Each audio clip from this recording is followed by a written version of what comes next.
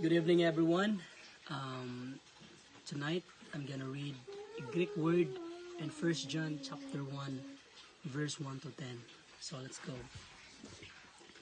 Ho en ap arkes, ho akiko amen, ho he orakamen, tois oftalmois, himon, ho ete yasametay, kay hay keres himon, epsilafisan, pere tulugo, esois.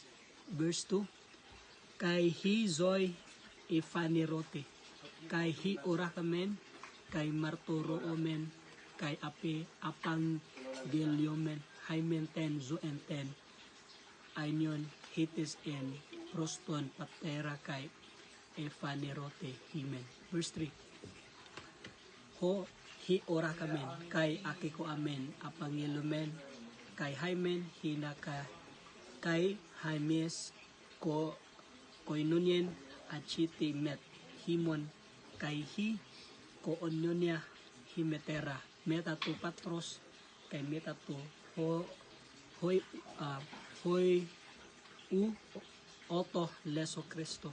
Verse 4, kay tauta grafomen hymen hinahe kara himon ipeple romini. Verse 5, kay isten haute hi angelia hen akoke aki ko amen, ap uto kay angelumen hymen hotehu teos fos isten, kay skotia en uto ok isten odimia. Verse 6, en ipimomen hote koinunian ikomen met auto kay into skote pere patomen siudometa kay o poi umen ten alitian. Verse 7, endi onto pote pera patomen hus utos isten ento fote ko inunian ikumen met alilon kay to haimaleso to hoy o oto katarize hemas apopases hamartias.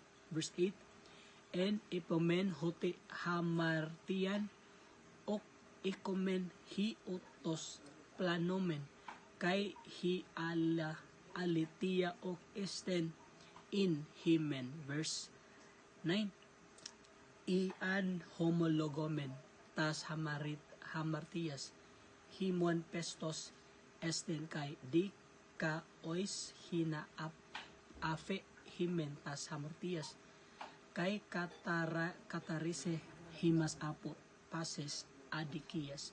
Verse 10, ian ipomen hote oj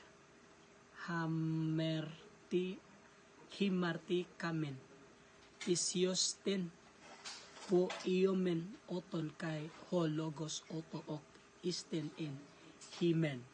1 John chapter 1 verse 1 to 12. God bless everyone. Chapter verse 10.